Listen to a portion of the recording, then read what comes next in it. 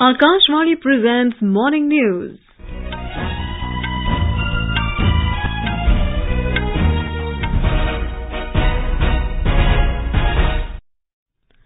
Good morning. I am Saira Mujtaba.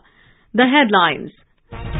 Quad leaders meet in Hiroshima, denounce terrorism in all forms, condemn the 26/11 terror attack in Mumbai and Pathankot terror attack. Prime Minister Narendra Modi holds bilateral talks with his British counterpart Rishi Sunak, agreed to deepen cooperation across a wide range of areas including trade, investment, science and technology.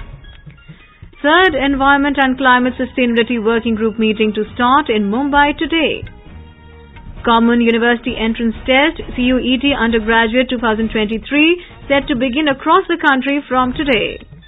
And in IPL Cricket, Lucknow Super Giants beat Kolkata Knight Riders by just one run at Eden Gardens in Kolkata, become the third team to qualify for the IPL playoffs.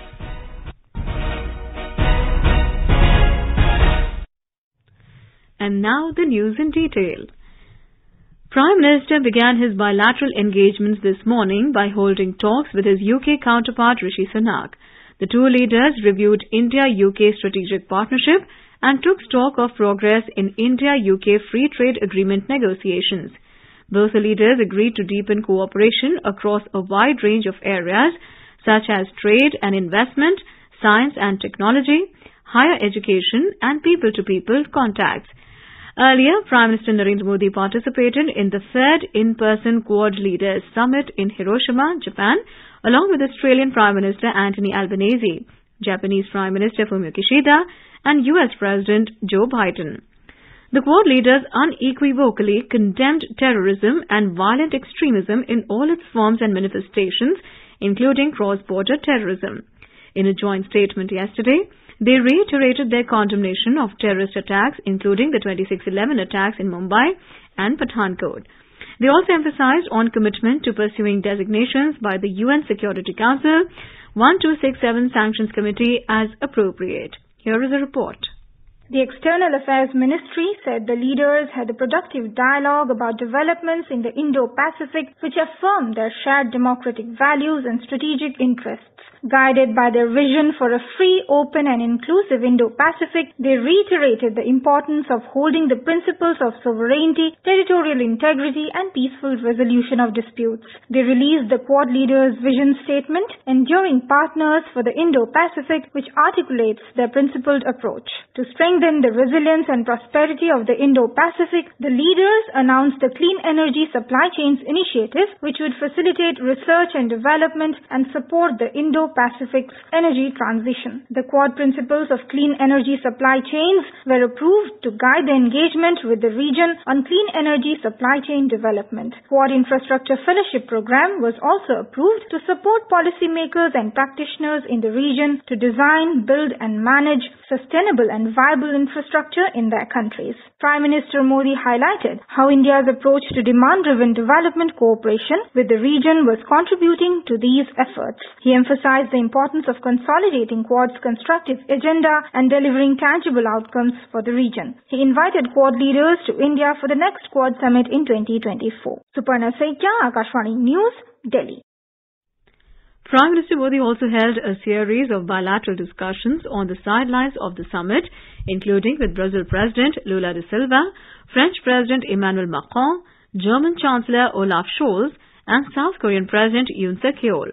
Mr. Modi said in a tweet that he discussed ways to enhance cooperation in futuristic sectors like IT, innovation, technology, semiconductors and more with the South Korean president. He added that boosting commercial linkages and defense ties also featured prominently in the discussions. The Prime Minister also met Ukraine President Volodymyr Zelensky. He conveyed India's clear support for dialogue and diplomacy to find a way forward. He assured that India will continue extending humanitarian assistance to the people of Ukraine. Today, Mr. Modi began his day by visiting the Peace Memorial Museum, where he observed the documented exhibits and signed the visitor's book. The leaders also paid their respect at the Hiroshima Peace Memorial Park. Later, the Prime Minister will depart for Papua New Guinea for the second leg of his three-nation tour to Japan, Papua New Guinea and Australia. The third Environment and Climate Sustainability Working Group meeting will be held in Mumbai today. The main focus of this meeting will be on steering the discussions around communique with a more outcome-driven approach. Speaking to Akashvani News, Additional Secretary in the Ministry of Environment, Forest and Climate Change, Richa Sharma said that the focus of the third meeting is on a sustainable and climate-resilient blue economy.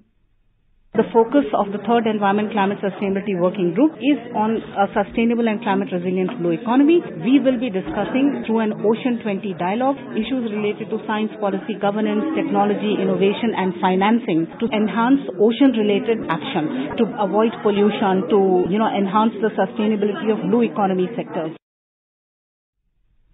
The 3-day event will commence with a side event on beach cleanup in Juhu, Mumbai, which will be followed by the side event, the Ocean 20 Dialogue.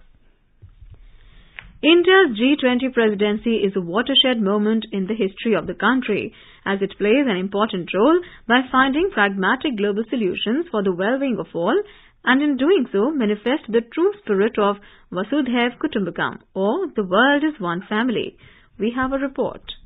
India holds the presidency of G20 from December 1st, 2022. Taking over the charge of G20 presidency in Indonesia, Prime Minister Narendra Modi had shared his vision for it. मैं ये आश्वासन देना चाहता हूं कि भारत की G20 अध्यक्षता inclusive, ambitious, decisive और एक्शन ओरिएंटेड होगी। अगले एक साल में हमारा प्रयत्न रहेगा कि G20 नए विचारों की परिकल्पना के लिए और सामूहिक एक्शन को गति देने के लिए एक ग्लोबल प्राइम मूवर की तरह काम करे। The Vasudhaiv Kutumbakam theme spotlights lifestyle for environment leading to globally transformative actions. Climate change is a key priority for India's presidency, with a particular focus towards not only climate finance and technology but also ensuring energy transitions for developing nations across the world. India aims to focus on areas that have potential to bring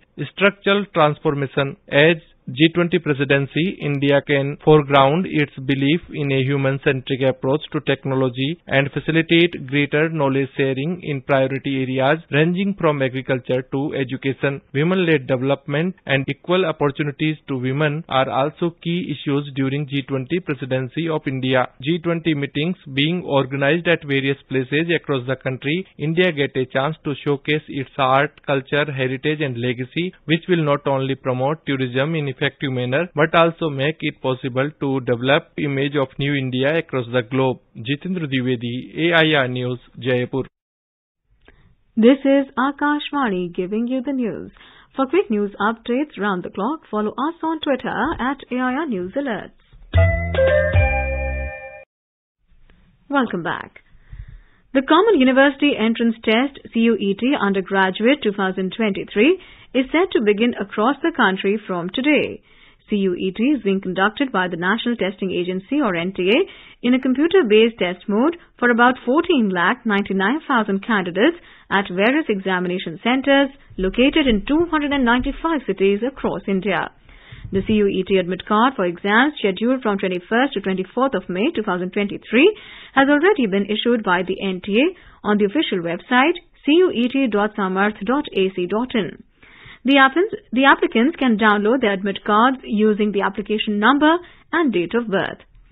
CUET 2023 has been postponed to the 29th of May in Manipur due to the law and order situation there.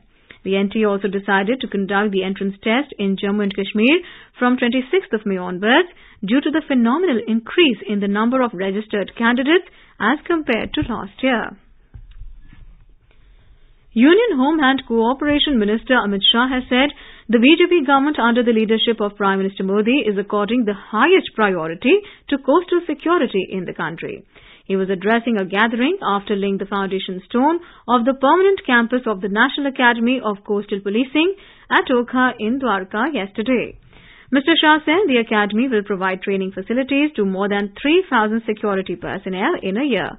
The minister said the union government has left no stone unturned to ensure the development of border areas and the well-being of security personnel. Mr. Shah said if the borders are not secure, then there is no scope for development in the inland area of the country. Mumbai पर आतंकी हमले के बाद विचार शुरू हुआ तब इसकी जरूरत महसूस की गई कि एक ही प्रकार का रिस्पॉन्स और एक ही प्रकार का रिस्पॉन्ड ये तट के हर पुलिस स्टेशन से, हर सीमा सुरक्षा दल के जवान से और हमारे कोस्ट गार्ड के जवानों से मिलना चाहिए। वो तभी हो सकता है तटीय सुरक्षा के लिए प्रशिक्षण की व्यवस्था की जाए। नेशनल कोस्टल पुलिस एकेडमी को ये ओखा की पवित्र भूमि पर स्थापित करने का निर्णय किया गया। Madhya Pradesh is becoming the first state in the country to send elderly people on pilgrimage by air under the Mukhyamantri Tirth Darshan Yojana. The first batch of pilgrims will take off from the Bhopal airport today to visit Prayagraj in Uttar Pradesh. The batch of 32 pilgrims will leave for Prayagraj by an Indigo flight. The pilgrims include 24 men and 8 women. Akashvani News is going to start a news bulletin in Gondi, a major dialect of a tribal community in Chhattisgarh from today. Chhattisgarh Governor Bishop Bhushan Harichandan will virtually launch the news bulletin from Raipur this evening. Chief Executive Officer of Prasar Bharati, Gaurav Dwivedi, will address the function through video conferencing. Director General Akashvani, Dr. Vasudha Gupta, will also attend the function to be held at Raj Bhavan in Raipur. The weekly news bulletin in the Gondi dialect will be broadcast every Sunday from 6:30 p.m. It will be broadcast from the Jagdalpur Akashvani Kendra, the divisional headquarters of the Bastar region of Chhattisgarh. This bulletin can be heard in all 7 districts of the Bastar division. Akashvani News has already started a weekly news bulletin in the tribal dialect Halbi in Chhattisgarh's Bastar division last March. In IPL Cricket, Lucknow Super Giants defeated Kolkata Knight Riders by just 1 run at Eden Gardens in Kolkata and become the 3rd team to qualify for the IPL playoffs behind champions Gujarat Titans and Chennai Super Kings. Royal Challengers Bangalore, Rajasthan Royals and Mumbai Indians are also trying their best to seal the final spot. Mumbai Indians will take on Sunrisers Hyderabad at Wankhede Stadium in Mumbai at 3:30 this afternoon. Royal Challengers Bangalore will play against Gujarat Titans at M. Chinnaswamy Stadium in Bengaluru at 7:30 this evening. In Italian Open tennis, Elena Rybakina of Kazakhstan won the title, defeating Ukraine's Anhelina Kalinina 6-4-1-0 last night. This was Rybakina's 2nd title of the year. Today, the men's singles final of the tournament will be played between Danish player Holger Rune and Daniil Medvedev of Russia at 7:30 p.m. Indian time in Rome. And now for a look at today's newspapers, it's over to Renu Kataria. Thank you, Saira. Centre files review plea over SC order on services in Delhi, writes Hindustan Times, while another headline in the same daily quotes Delhi Chief Minister Arvind Kejriwal, ordinance is unconstitutional, we will move Supreme Court. The Asian Age says Central Delhi government to fight over ordinance in SC Parliament and streets. All dailies on their front pages have widely noticed the swearing-in ceremony of the newly conducted Karnataka cabinet.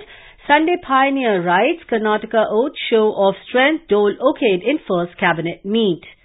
Dailies have highlighted the Quad leaders meet and PM Modi meeting Zelensky.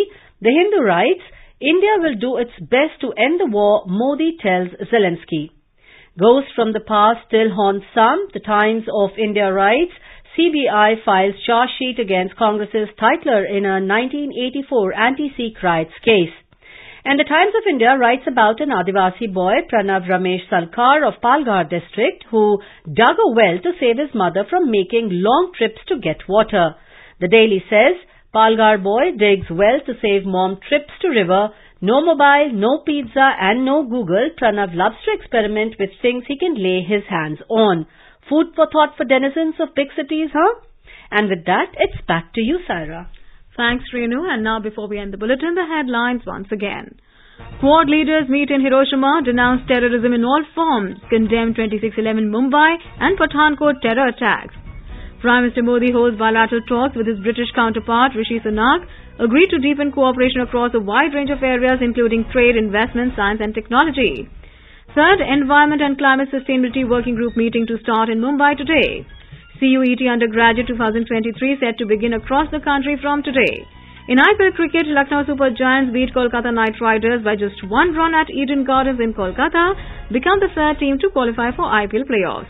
And with that, we end the morning news. Have a great day.